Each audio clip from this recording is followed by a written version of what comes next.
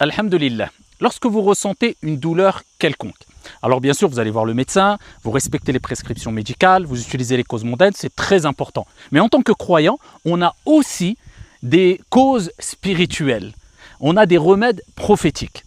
Et parmi ces remèdes prophétiques rapportés par Al-Bukhari wa Muslim fi Sahihain, le prophète sallallahu alayhi wa sallam avait l'habitude, lorsque quelqu'un était malade, de mouiller son index, ainsi. Ensuite, de mélanger la salive avec la terre, de cette manière-là.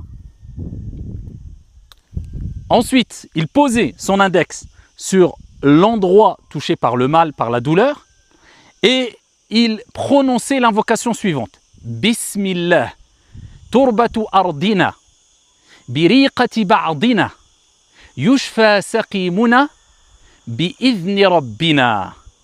Au nom d'Allah, la terre de notre terre, avec la salive de l'un d'entre nous, et le malade guéri par la permission de notre Seigneur. C'était l'invocation que répétait le prophète sallallahu alayhi wa sallam.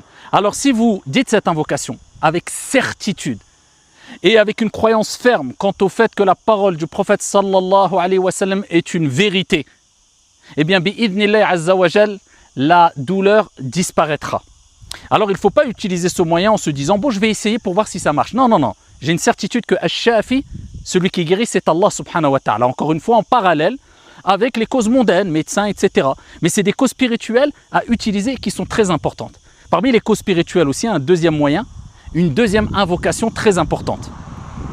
Fils Sahih, le prophète sallallahu alayhi wa sallam nous rappelle que celui d'entre vous qui est touché par un mal, qui pose sa main droite sur le mal, sur l'endroit qui est touché par le mal, par la douleur, et qu'il dise à 3 reprises Bismillah, Bismillah, Bismillah. Ensuite, A'udhu bi'izzatillahi wa qudratihi min sharri ma ajidu wa uhadir. Et il dit cela à 7 reprises.